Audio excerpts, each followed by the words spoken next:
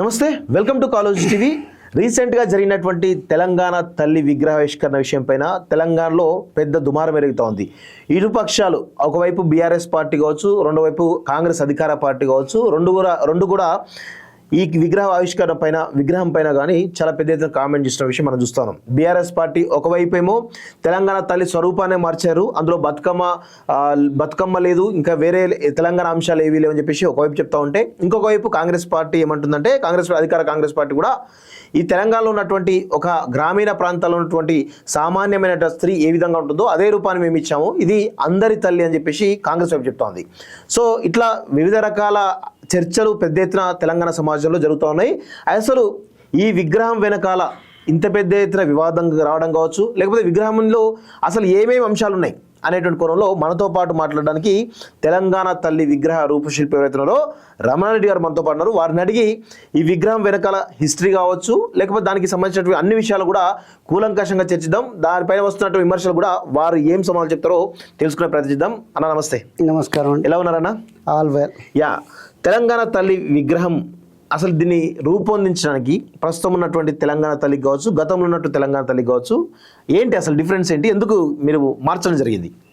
దీని ముందు రూపకల్పన చేసినటువంటిది ప్రొఫెసర్ గంగాధరు, ఇప్పుడు మన incharge vice chancellor of JNFA university, architecture and fine arts university. తను కూడా గతంలో మొదటి తెలంగాణ తల్లి రూపశిల్పంలో కూడా ఆయన ప్రధానమైనటువంటి పాత్ర వహించిండు. సో అదే పాత్ర కూడా ఇప్పుడు ఈ తెలంగాణ తల్లి ఆకృతి డిజైన్ చేయడంలో కూడా తన పాత్ర చాలా ఉంది. సో దాన్ని నేను శిల్పాకృతికి మలచడంలో నా పాత్ర అనేది ఉంది. సో దాన్ని బ్రాంజ్ చేయడంలో, అంటే ఇప్పుడు భరతమాత ఉందనుకోండి, సో అప్పటి ఇండియా ఉద్యమానికి సంబంధించినటువంటి ఒక స్ఫూర్తి రావాల్సిన అవసరం అప్పుడు కలిగింది. కాబట్టి ఒక ప్రతి ఒక్కరికి కూడా ఒక జాతీయవాదము, జాతీయ అభిమానము అనేది పెంచడానికి, ఏకీకృతం చేయడానికి కోసం అప్పుడు జరిగినటువంటి ప్రయత్నంలో భాగంగా భరతమాత అనేది ఆవిర్భవించడం జరిగింది. దానికి ఇంకా ప్రాధాన్యత పెంచడానికి కోసం కొన్ని చోట్ల గుళ్ళు కూడా కట్టించారు. సో మీకు తెలుసు అనుకుంటా, మహాత్మా గాంధీ గారు 1936లో వారణాసిలో భరతమాత విగ్రహాన్ని పెట్టి ఒక గుడిని ఇనాగ్రేట్ చేయడం జరిగింది. సిమిలర్లీ మనకు తెలంగాణ ఉద్యమం అనేది జరుగుతున్న క్రమంలో ఆ తెలంగాణ మనం అందరం తెలంగాణ ఉద్యమంలో భాగస్వాములైన కొన్ని సందర్భాల్లో తెలంగాణ ఉద్యమం మంచి ఊపులో ఉండడం, మళ్ళీ కొంత వెనుకబడి అప్ అండ్ డౌన్స్ అనేటివి జరిగిన క్రమంలో, సో ఈ తెలంగాణ తల్లి ఆవిష్కరణ కూడా ఒక అవసరంగా మేధావులు భావించారు. కాబట్టి అక్కడ దాని అవసరం ఏర్పడ్డది. సో ఆ రకంగా మనకి గ్రామీణ వాతావరణంలో ఎప్పుడు కూడా మనం పూజించేటువంటి మన కోరికల్ని కానీ, లేకపోతే మనకు ఏదన్నా బాధ, మంచి చెడు జరిగినప్పుడు మనం పూజించడం మన సాంప్రదాయం. సో మనకు ఇంటిగ్రేటెడ్ పార్ట్ ఆఫ్ లైఫ్. కాబట్టి సో ఆమె ఒక దేవతామూర్తి లాగుంటే ఆమె మనకు వస్తుంది, తెలంగాణ తల్లి తెలంగాణ వస్తుంది అనే ఒక భావన కలగడానికి కోసం ఒక ఆకారం అనేది ఏర్పడడం జరిగింది. దాన్ని మనం ఒక దైవత్వంగా చిత్రీకరించడంలో ఒక మీనింగ్ ఉంది. కానీ ఇప్పుడున్నటువంటి నూతన తెలంగాణ తల్లి, ఇప్పుడు గౌరవ ముఖ్యమంత్రి గారు ఆయన ఆలోచన, రేవంత్ రెడ్డి గారి ఆలోచన మేరకు ఇది ప్రజాప్రభుత్వం, ఇది ప్రజలు సాధించుకున్నటువంటి తెలంగాణ. కాబట్టి ఈ ప్రజలకి అర్థమయ్యే విధంగా, ప్రజలు ఓన్ చేసుకునే విధంగా తెలంగాణ తల్లి ఉండాలనేది ఆయన ఇన్స్ట్రక్షన్స్ ఇవ్వడం జరిగింది. సో ఆ క్రమంలో ఈ డిజైన్ అనేది ఆవిష్కృతం. అంటే ఆ తెలంగాణ తల్లి విగ్రహంలో ప్రముఖంగా అంటే మనం తెలంగాణ అంటేనే బతుకమ్మ, బోనాలు అనేటువంటి కాన్సెప్ట్ చాలా ప్రధానంగా ఉంటుంది. ఆ విగ్రహంలో రిప్రజెంట్ చేయాలనేటువంటి ప్రధానమైన చర్చ జరుగుతూ ఉంది. ఈరోజు కూడా కవిత గారు కూడా బతుకమ్మ లేదు అనే కోణంలో చర్చ చేస్తూ ఉన్నారు. సో బతుకమ్మను పెట్టకపోవడానికి గల కారణం ఏంటంటే, బతుకమ్మను అంటే మీరు చిన్న చూపు చూస్తున్నారు అనుకోవచ్చా? అంటే అది రాంగ్ కాన్సెప్ట్ అండి. ఇక్కడ తెలంగాణ ఉద్యమాలు లేకుండా త్యాగాలు లేకుండా తెలంగాణ రాష్ట్రం జరగలేదు. తెలంగాణకి భారతదేశంలోనే ఒక గొప్ప చరిత్ర ఉంది. మొత్తం త్యాగ చరిత్రనే ఉంది. 1969 మూమెంట్ కావచ్చు, లేకుంటే తొలి మలిదశ మూమెంట్లో ఎక్కడైనా ఆ త్యాగాల్ని విస్మరించి మనం ఏదో తెలంగాణ సాధించినాం, ఇంకేదో పండుగని హైలైట్ చేసినాం అనే దానికంటే సో వాళ్ళ ఆత్మార్పణలతోటి, వాళ్ళ త్యాగంతో, ప్రజల భాగస్వామ్యంతో తెలంగాణ తల్లి ఆవిష్కరించింది అనేది సో ఇక్కడ ప్రధానంగా మనం చర్చించుకోవాల్సింది. తెలంగాణ తల్లి మన తల్లి. ఆ తల్లిలో అన్నీ ఇమిడి ఉంటాయి. తెలంగాణ పటానికి బదులు తెలంగాణ తల్లిని పెట్టాం. ఆ తెలంగాణ తల్లిలో అన్ని పండుగలు, అన్ని సాంప్రదాయాలు, కులాలు, మతాలు, నమ్మకాలు అన్నీ ఆ తెలంగాణ తల్లిలోనే ఇమిడి ఉన్నటువంటి, మళ్ళీ దానికి ఇంకో ప్రధానంగా ఎక్కడో ప్రజెంట్ చేయడము అనేది కరెక్ట్ కాదు. ఎందుకంటే ఆర్టిస్టిక్గా మనం కొంచెం సింబాలిక్గా చూడాల్సి వస్తుంది. సో ఇక్కడ ప్రధాన అంశం ఏంటంటే ప్రజల, బహుజనుల భాగస్వామ్యము, వారి పాత్ర, అమరులు, అమరత్వము. సో ఇక్కడి నుంచి ఆవిర్భవించిన తెలంగాణ తల్లి ఆమె సంపూర్ణమైనటువంటి తెలంగాణ తల్లి. మళ్ళీ అందులో ఏ పండుగను హైలైట్ చేయడమో, డిస్క్రిమినేట్ చేయడమో అనేది కరెక్ట్ కాదు. ఓకే, అంటే ఒక బతుకమ్మను పెడితే బోనాలు కించపరచడం అన్నట్టు, బోనాలను పెడితే బతుకమ్మ కించపరచడం అనే కోణంలోనే మీరు ఆ ఎలిమెంట్స్ జరిగింది. ఇప్పుడు నిజంగా చెప్పాలంటే ప్రపంచంలోనే అతిపెద్ద ట్రైబల్ ఫెస్టివల్ మన సమ్మక్క సారాలు. అది మనము దేశమే కాదు, ప్రపంచంలోనే పెద్దగా. అట్లాంటిది మనం తెలంగాణలో ఉంది కాబట్టి మనం ఇంకా గర్వపడాల్సిన అవసరం ఉంది. దాన్ని ఇంకా హైలైట్ చేసి చూపించుకోవాల్సిన అవసరం ఉంది. అది మనకు టూరిజానికి కూడా చాలా ఎలివేట్ అయ్యేటువంటి ఎలిమెంట్, నమ్మకంతో పాటు. అట్లాంటిది మరి బతుకమ్మ అనేది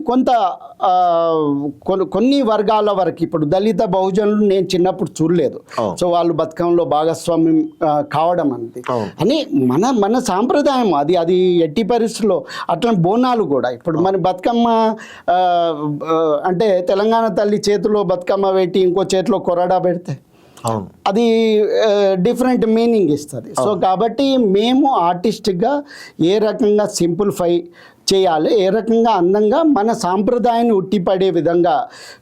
మనకి చరిత్ర చాలా పెద్దది. అంత పెద్ద చరిత్రని మనం ఒక్క శిల్పంలో ఇమిడ్చడం అనేది అది కుదరదు. అది ఓన్లీ కవులు, రచయితలు వాగ్దాటిగా గంటల సేపు మాట్లాడచ్చు, మనం వినొచ్చు. అది చాలా వినడానికి ఎంపిక ఉంటుంది, కానీ చూడడానికి ఒకటే బొమ్మలో మనం చూపించాలి. సో కాబట్టి దానికి ఒక లిమిటేషన్స్ ఉంటాయి. ఇప్పుడు భరతమాత చూడండి, దానికి ఒక శాంక్టిటీ అనేది ఇంకా ప్రభుత్వం నుంచి అంటే ఒక జీవో, ఒక ఆర్డర్ అనేది లేదు కాబట్టి సో ప్రతి ఒక్కరు మీరు గూగుల్లో కొట్టండి భరతమాత అని, ఒక 20 రకాల భరతమాతలు వస్తాయి. ఎందుకు వస్తాయి అంటే ఎవరి ఫ్రీడమ్ ఉంది, మనకు ఒక ఎక్స్ప్రెషన్ స్కోప్ ఉంది.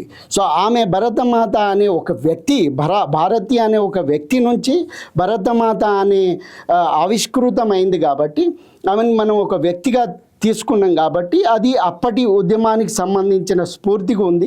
కాబట్టి అది మనము ఎవరి ఫ్రీడంలో వాళ్ళు, కొందరు 3 రంగుల జెండాలు వేస్తున్నారు, కొందరు త్రిశూలం పెడుతున్నారు, కొందరు ఇండియా ఫ్లాగ్ పెడుతున్నారు, కొందరు సింహంగా లేకుంటే వైట్ ఫ్లాగ్ పెడుతున్నారు, వెనక కిరీటాలు కూడా ఒక వెరైటీ రకాలు. సో ఏ రీజన్కి ఆ రీజన్ కిరీటాలు మారుతున్నాయి. సో ఎప్పుడు కానీ ఒక మాత అనేదానికి ఒక శాంక్టిటీ అనేది చాలా ఇంపార్టెంట్. సో అది ఒక జీవో ద్వారా తీసుకురావడం అనేది మన గౌరవ ముఖ్యమంత్రి గారు రేవంత్ రెడ్డి గారు సో దాని మీద ఒక నిర్ణయం తీసుకున్నారు. అంటే భరతమాతకు అలాంటి గెజెట్ కానీ జీవో కానీ ఏం లేదా? లేదండి, నాకు తెలిసినంత వరకు అది లేదు.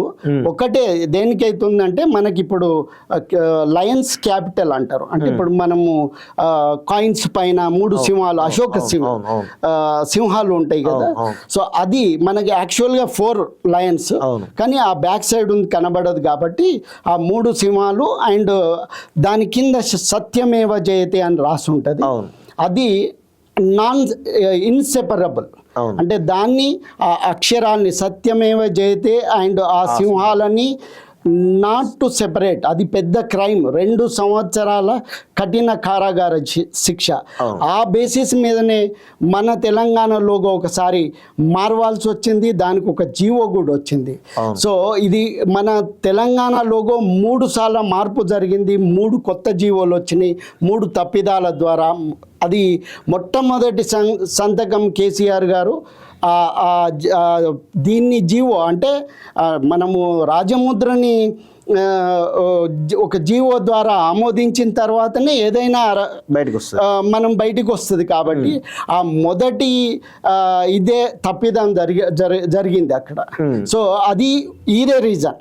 అంటే ఎప్పుడు కానీ ఒక ఆర్టిస్ట్గా వేగ్గా మనం హిస్టరీ అంతా ఒక క్రోడీకరించి ఏదో సింబాలిక్గా ప్రజెంట్ చేస్తే జరగదు, అది కరెక్ట్ కాదు. సో మేము ప్రొఫెషనల్స్, మాకు మీకు ఏం అవసరము అనేది మీరు చెప్పినప్పుడు మేము ఎట్లా దాన్ని సింబాలిక్గా ప్రజెంట్ చేయాలనేది మేము చెప్తాము. ఒక 2 ఆప్షన్లో 3 ఆప్షన్లో ఇస్తాము. సో మీరు దాని నుంచి సెలెక్ట్ చేసుకొని సో దాన్ని ఫైన్ ట్యూన్ చేయడము, ఫర్దర్ డెవలప్మెంట్ చేయడం అనేది జరుగుతుంది.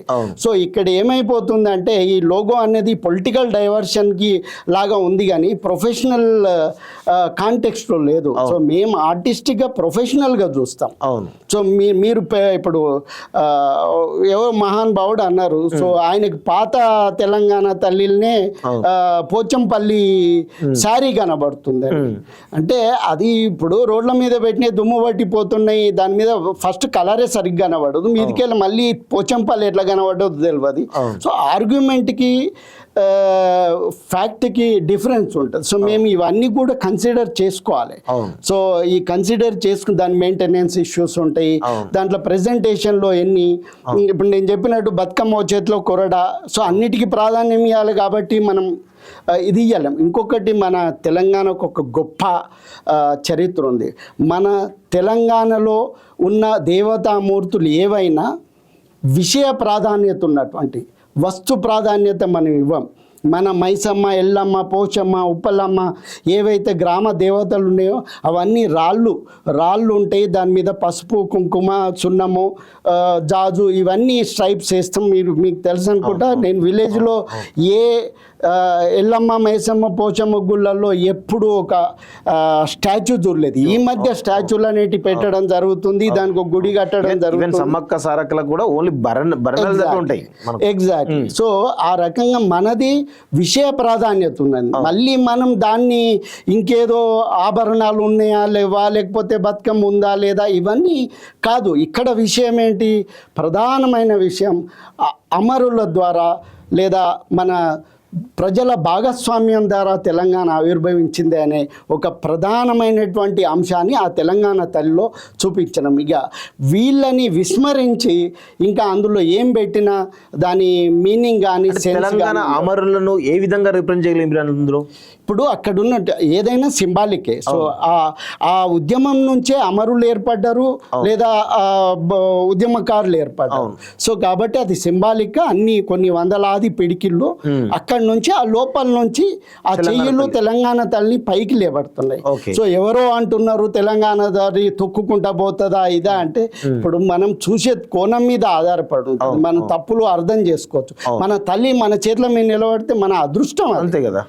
కానీ వాళ్ళకి తొక్కినట్టు ఇంకేదో కనబడుతుంది. అది మన నానార్థాలు పెడార్థాలు తీసుకోవడంలో ఎవరేం చేయలేరు, ఎవరి ఫ్రీడమ్ వాళ్ళకు ఉంటుంది. ఇంకొక 2-3 విమర్శలు ఉన్నాయి, వాటి కూడా కొంచెం డెప్త్గా మనం డిస్కస్ చేయాల్సిన అవసరం ఉంది. ఎందుకంటే క్లారిటీ అనేది మీరు ఇస్తేనే బాగుంటుంది. ఎందుకంటే పొలిటికల్ చాలా మందితో ఇంటర్వ్యూ చేయొచ్చు, కానీ వారు క్లారిటీ ఇస్తే వాళ్ళకు లేదు. బట్ ఒక ఆర్టిస్టిక్ మీరు డిజైన్ చేశారు కాబట్టి దీనిలో చాలా రకాల అంటే ఎందుకు పెట్టారు ఏంటి అనే కోణంలో మీరు క్లారిటీ ఇవ్వాల్సిన అవసరం ఉంటుంది.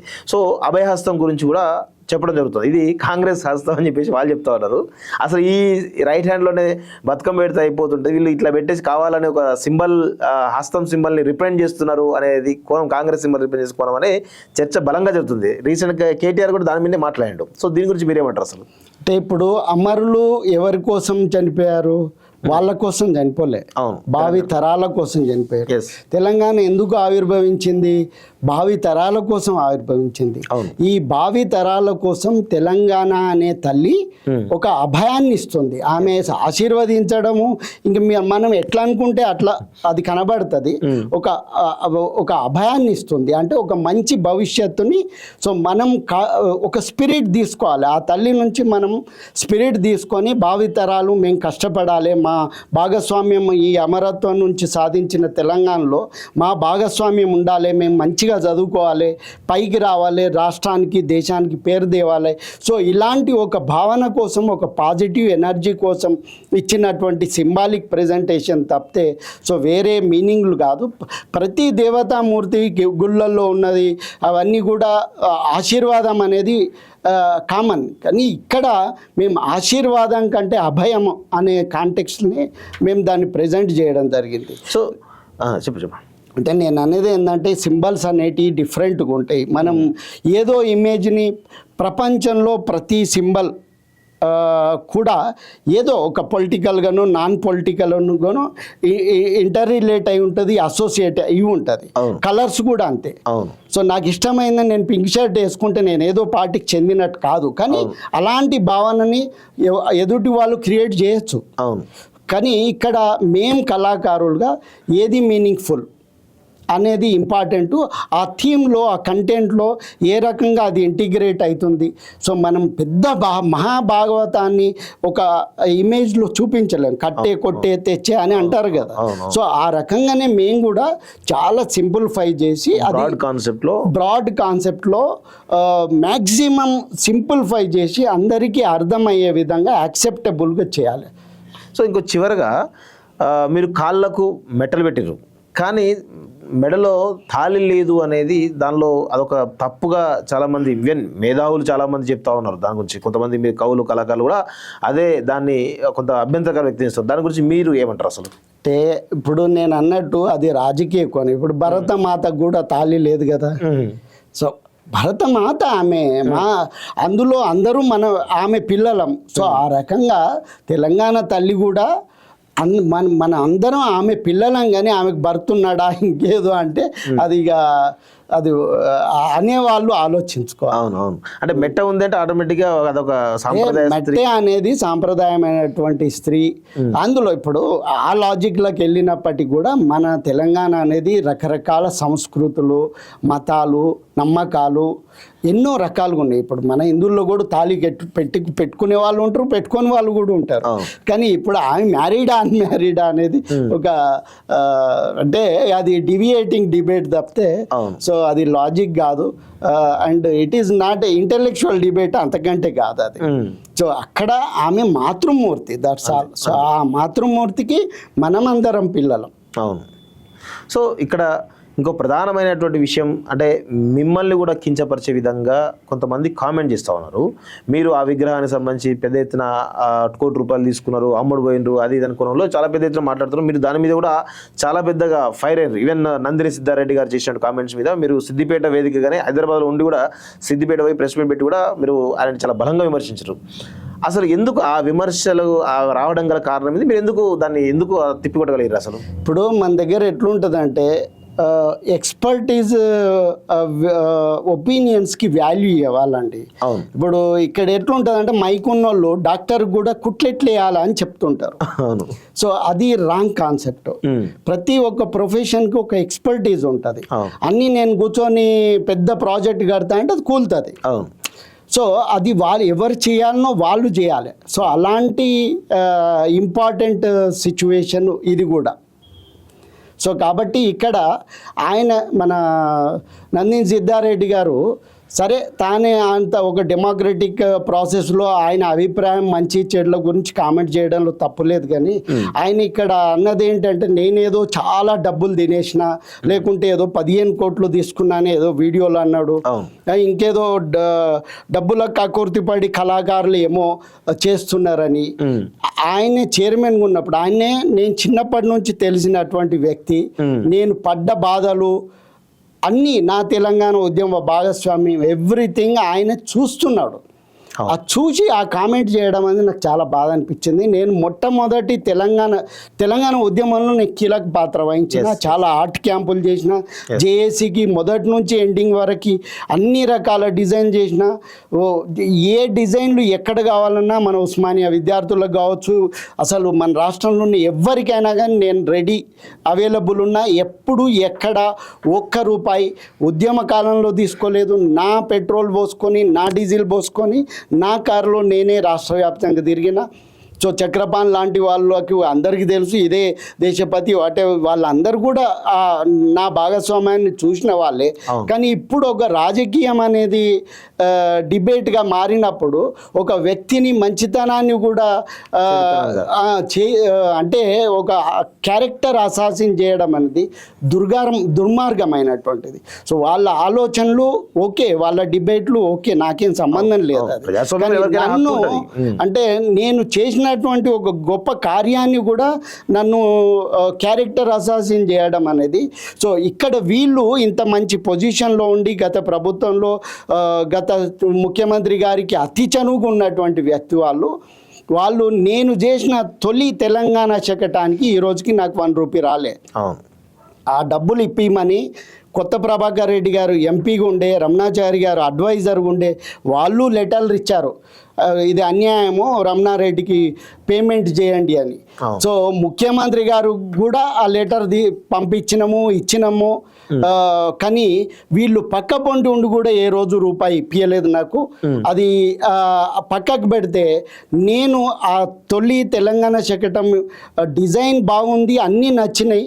కానీ అక్కడ ఉన్నటువంటి ఒక ఆఫీసర్, ఆంధ్ర ప్రాంతానికి చెందిన అతను, ఆయన ఇంటెన్షనల్గా ఆంధ్రప్రదేశ్ శకటాన్ని తీసుకొని మన శకటాన్ని కమిటీ సెలెక్ట్ చేసినప్పటికీ దాన్ని రిజెక్ట్ చేసిండు. సో దానికి నేను కోర్టుకు వెళ్ళిన, నా సొంత డబ్బులు ₹1,00,000 ఖర్చు పెట్టి అడ్వకేట్ ఫీజులు ఇతరత్ర ఖర్చులన్నీ పెట్టుకొని తిరిగి ఢిల్లీకి కోర్టు ఆర్డర్ ఢిల్లీకి తీసుకెళ్ళి ఢిల్లీలో ఇచ్చి, సో అప్పటికి ఒప్పుకోకపోతే అప్పటి ఉన్న పారేకర్ గారు, ఇప్పుడు అప్పటి సీఎం గారు కూడా ఒక లెటర్ ఇచ్చారు, ఇది మా స్టేట్, ఇది మీరు ప్రెజెంట్ తీసుకోవాలని. దత్తాత్రేయ గారు లెటర్ ఇచ్చారు. ఇవన్నీ లెటర్లు తీసుకొని ఒక 10 సార్లు ఢిల్లీకి తిరిగి దాన్ని 15 రోజుల ముందు ఒప్పించిన. ఆ కమిటీ ఏమన్నారంటే, మీకు టైం లేదండి, మా దగ్గర 3 నెలల ముందే వర్క్ స్టార్ట్ అవుతుంది, మీరు 15 రోజుల ముందు అంటే మీరు 3 రోజుల ముందే మాకు ఫుల్ ఫ్లెడ్జెడ్గా హ్యాండ్ ఓవర్ చేయాలి, 12 రోజులలో మీకు పని కాదు, మీరు కోర్టు ఆర్డర్ ఇచ్చినా మేమేం తీసుకోమంటే, సార్ మీకు ఎప్పటికైనా హక్కు ఉంది కదా మీరు రిజెక్ట్ చేయడానికి అంటే అవునన్నారు.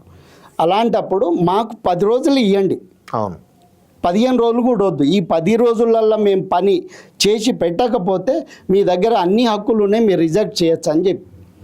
అట్లాంటిది నేను ఇక్కడికి వచ్చేసరికి అది ఒక ఆంధ్ర ప్రాంతపోని కాంట్రాక్ట్ ఇచ్చేసారు.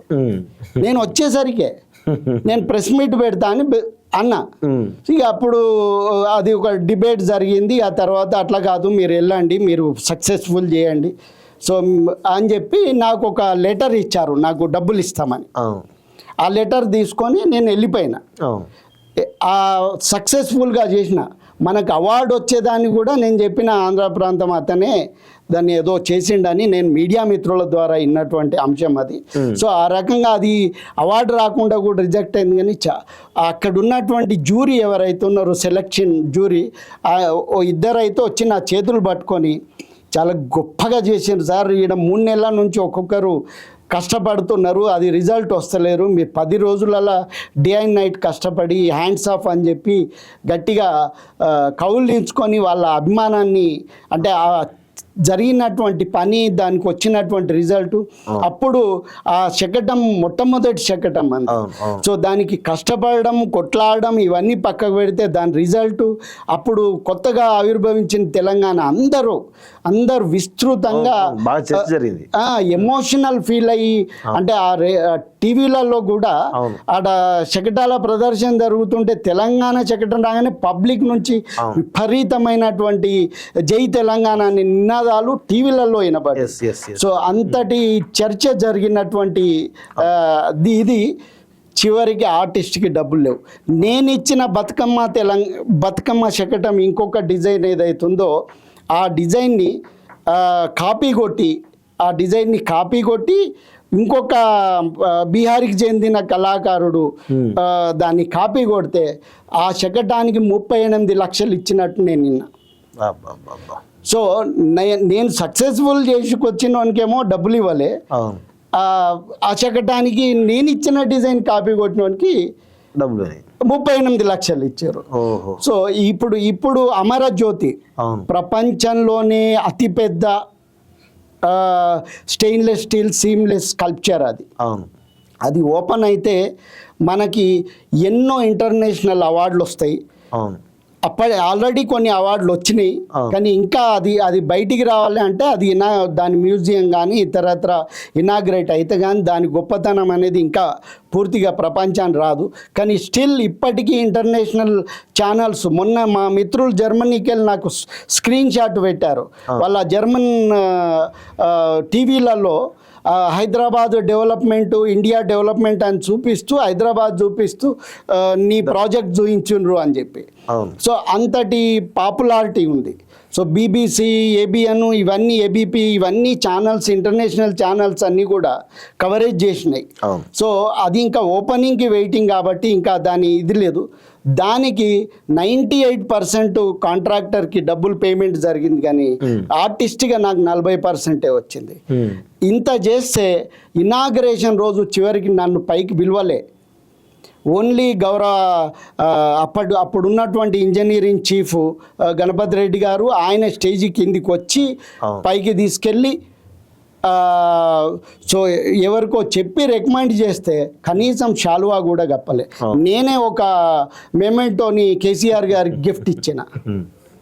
సో ఇదే చూడండి, అంటే నేను ఇక్కడ రాజకీయం నాకు ముఖ్యం కాదు, కానీ రేవంత్ రెడ్డి గారు చూడండి, నేను రాజీవ్ గాంధీ స్టాచ్యూ చేస్తే స్టేజీ మీద శాలువా కప్పడం, సో ఇప్పుడు తెలంగాణ తల్లి చేస్తే స్టేజీ మీద శాలువా కప్పడం, అది డబ్బులు కాదు, ఆర్టిస్ట్కి ఆత్మ గౌరవం ఇంపార్టెంట్, ఒక గుర్తింపు, రెస్పెక్ట్ ఇంపార్టెంట్. నేను డబ్బుల కోసం పనిచేసేది ఉంటే నేను జర్మన్ 18 ఏళ్ళు 15-16 ఇయర్స్ యూరోప్లో ఉన్న 80 దేశాలు తిరిగాను. నేను తెలంగాణ ఉండాల్సిన అవసరం లేదు, ఎక్కడైనా హాయిగా అద్భుతంగా బతుకుతా.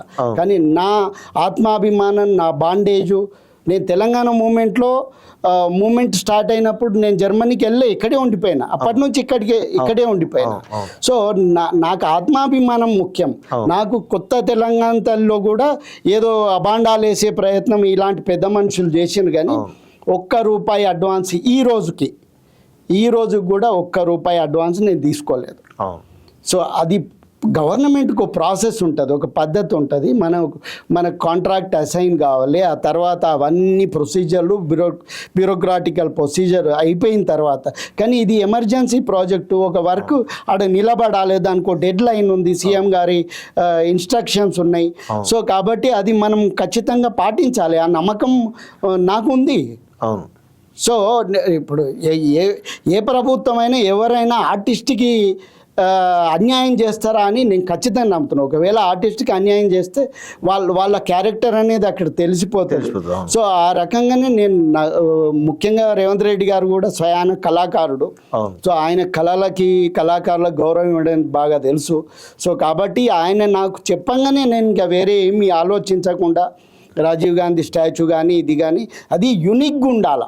సో మీరు చూడండి, రాజీవ్ గాంధీ స్టాచ్యూ ఇండియాలో ఎక్కడన్నా చూడండి, ఆ లైఫ్ ఉన్నటువంటిది ఎక్కడ కనబడదు. ఆ మూమెంట్ కానీ లైఫ్ కానీ అది చూడంగానే ఆయన అద్భుతంగా ఉంది అని రేవంత్ రెడ్డి గారు ఖచ్చితంగా ఇదే చేయాలనుకున్నారు, అది చేసిండ్రు. సో ఆ రకంగా ఇప్పుడు నేను 80 దేశాల్లో ఎప్పుడు బ్యాక్ ప్యాక్ ట్రావెలర్ కాదు.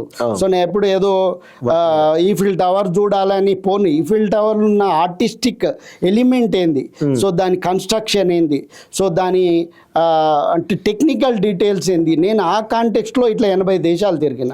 అందుకే నేను 2007 ఇక్కడ మన జిఎంఆర్ ఇంటర్నేషనల్ ఎయిర్పోర్ట్కి ఆర్ట్ కన్సల్టెంట్ నేను. అంటే ఇండియాలో ఎక్కడ ఏ ప్రాజెక్ట్కి ఆర్ట్ కన్సల్టెన్సీ లేదు.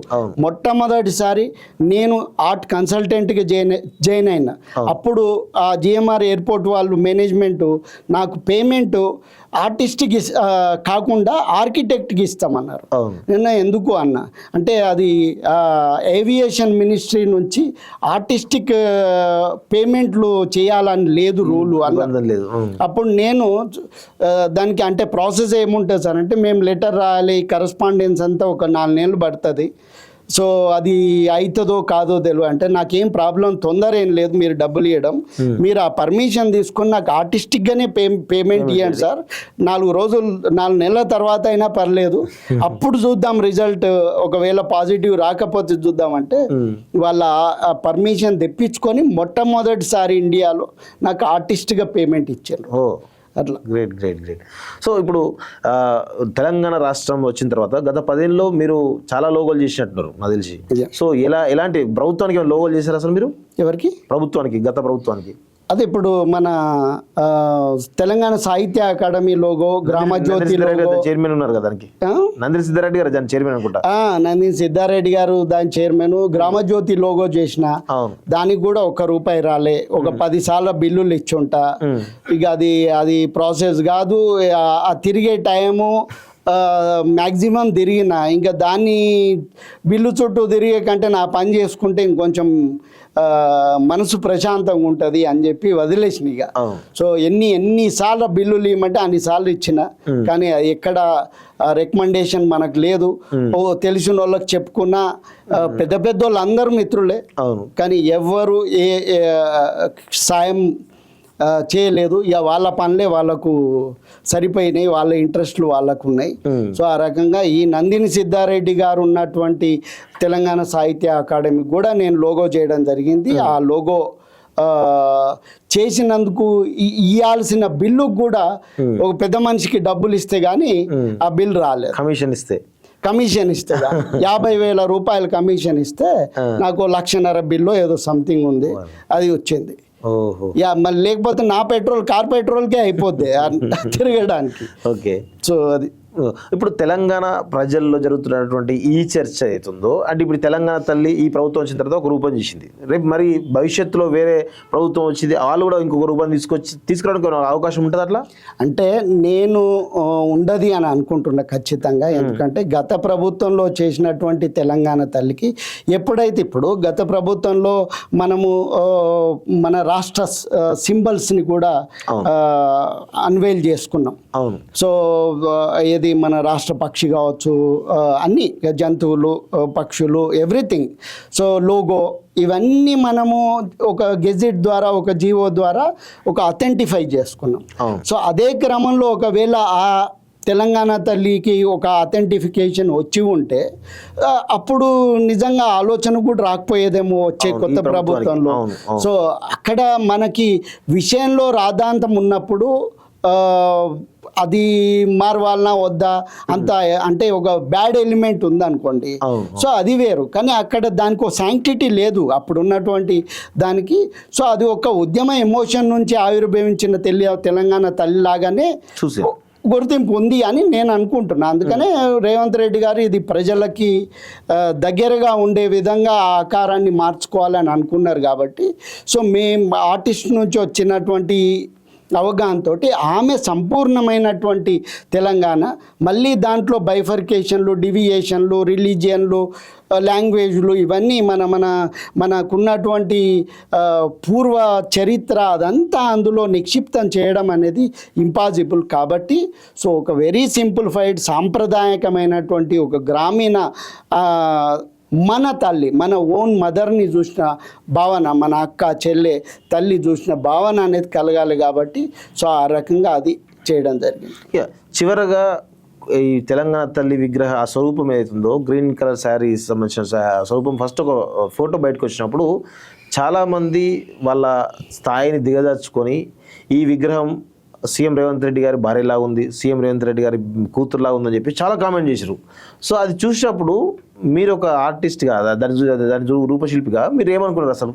అంటే ఇప్పుడు పెయింటింగ్స్ ఆప్టికల్ ఇల్యూషన్స్ అంటారు. అవును. సో ఎట్లుంటాయంటే మనం పెయింటింగ్ పెట్టినప్పుడు మీరు ఎటు తిరిగినా ఆ పెయింటింగ్ మనం చూస్తున్న భావన కలుగుతుంది. అవును. అది మనము చూసే దృక్పథం మీద మీరు ఇప్పుడు ఎవరైతే ఆ కామెంట్లు చేస్తున్నారో ప్రాపర్గా చూస్తూ వాళ్ళ అమ్మ కూడా కనబడచ్చు, వాళ్ళ చెల్లి కూడా కనబడచ్చు. సో కాబట్టి అక్కడ ఆర్గ్యుమెంట్కి లేదా ఏమంటారు విజువల్ బ్లైండ్నెస్కి తేడా ఉంటుంది. సో కాబట్టి అక్కడ మనం చూసే దృక్పథాన్ని అన్నీ అర్థమవుతాయి. మీరు రాజకీయంగా క్రిటిసిజం వేరు, దాని అది ఎవరి భావన వాళ్ళది, ఎవరి అభిప్రాయం వాళ్ళది. కానీ ఆ రాజకీయం కోసం ఒక కళని, కళాకృతిని, కళాకారుని కించపరచడం అనేది అది ఇడియాటిక్. అది చదువుకున్న వాళ్ళు చేయాల్సిన పని కాదు.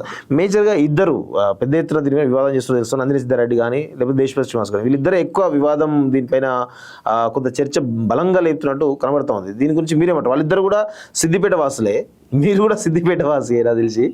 సో దీన్ని ఏమంటారు అసలు? ఎట్లా తెలుస్తుంది అంటే ఇప్పుడు గతంలో వాళ్ళకి ఇంపార్టెన్స్ ఉండేది. అప్పటి సీఎం ఎంబడి తిరిగేది, ఎప్పుడో కారు, 4 సోల్జర్లు, ఈ టైప్లో ఉండేది పరిస్థితి. ఇప్పుడు ఒక ఐడెంటిటీ క్రైసిస్ ఏర్పడ్డదని అనిపిస్తుంది నాకు. సో ముఖ్యంగా దేశపతి నాకు ఏళ్ళ నుంచి తెలుసు.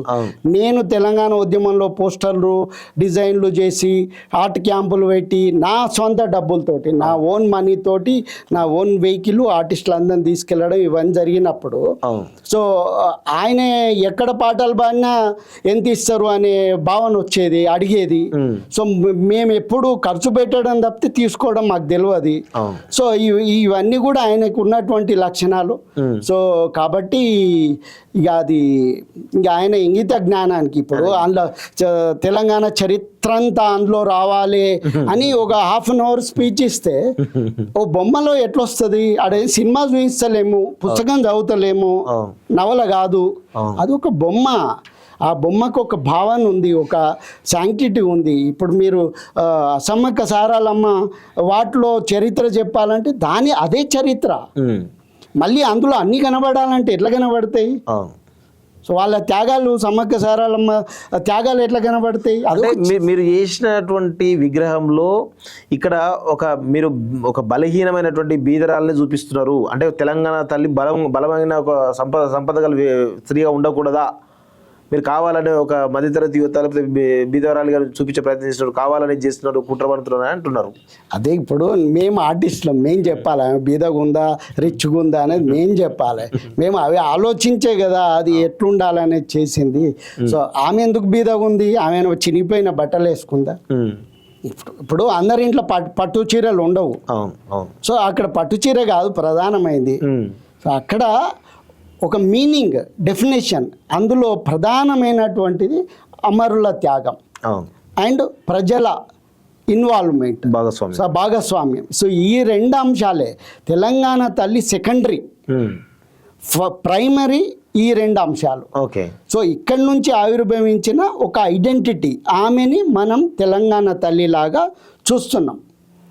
తెలంగాణ ఉద్యమ టైంలో అమ్మ నువ్వు రామ్మా మా ఇంటికి రా అని మనం అనుకుంటే కదా, లక్ష్మీదేవిని కోరుకుంటా ఇంకెవరో. సో కాబట్టి అప్పుడు తెలంగాణ ఉద్యమంలో తెలంగాణ ఆవిర్భావన కోసం అరే నువ్వు కూడా ఒక సహాయం చెయ్యి, ఒక రా. ఇప్పుడు మనకు పాతకాలంలో వర్షాలు రాకపోతే పూజలు చేస్తాం, ఇప్పుడు కూడా యాగాలు ఇవన్నీ చేస్తున్నాం కదా. అట్లనే మనం ఒక రామ్మ మీరు రండి, ఒక తెలంగాణ ఆవిర్భావన మీరు రండి, మేము గుండెల్లో పెట్టుకుంటాం అనే ఒక భావంతో జరిగినటువంటి ఇది. సో ఒకవేళ అదే ఆ భావన నిజంగా గట్టిగా ఉంటుంటే అప్పుడే ఒక జీవో తీసుకుంటే ఈ సమస్య వచ్చి ఉండకపోయేదని నేను ఖచ్చితంగా నమ్ముతున్నాను. చివరిగా తెలంగాణ ప్రజలకు ఈ తెలంగాణ తల్లి మీద జరుగుతున్న వివాదం పైన మీరు ఏం చెప్పదలుచుకున్నారు?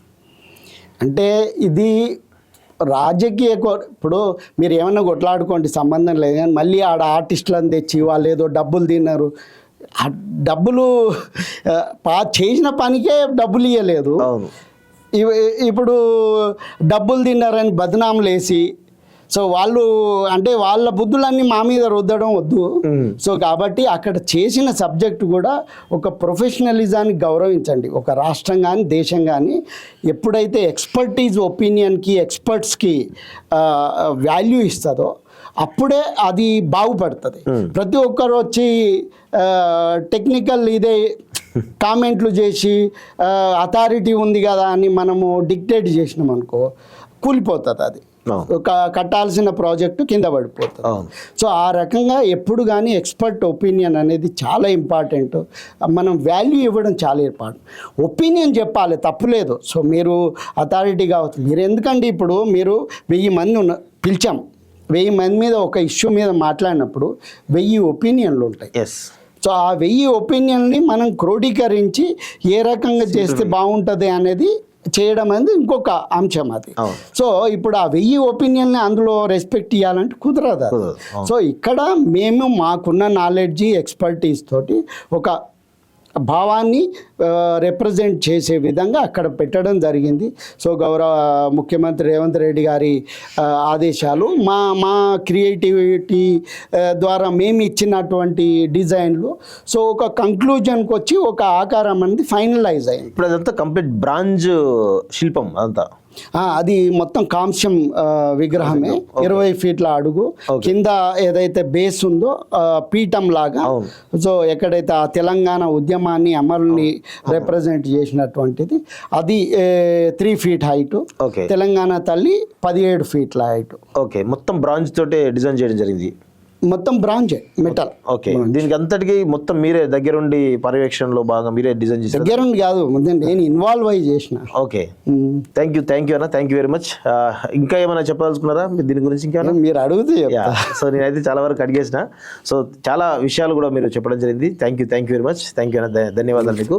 సో ఇది మొత్తానికైతే తెలంగాణ తల్లి విగ్రహ రూపశిల్పి ఎవరైతే రమణారెడ్డి గారు చాలా క్లియర్గా తెలంగాణ తల్లి విగ్రహం మొత్తం అంటే ఏ విధంగా రిప్రజెంట్ చేస్తుంది అనేటువంటి కోణంలో వాళ్ళ యొక్క రూపం అంటే వాళ్ళ శిల్పంని ఏ విధంగా చెక్కారో చాలా క్లియర్గా ప్రతి అంశం కూడా చెప్పడం జరిగింది.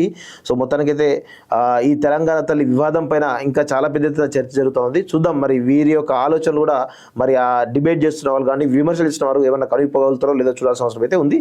ఇది మొత్తానికైతే రమణారెడ్డి గారితో స్పెషల్ ఇంటర్వ్యూ చూస్తారండి college TV. Thank you very much.